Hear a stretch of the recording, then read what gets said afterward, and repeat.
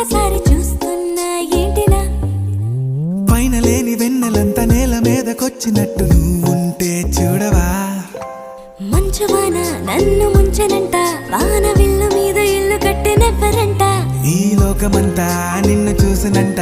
ఏ దిష్టి నిన్ను తాకకుండా ఇంటిలోన దాచుకుంటా రంగు రంగు తారలన్నీ తొంగి తొంగి ఒక్కసారి చూస్తున్నా ఏంటిలా ఆ పైన లేని వెన్నెల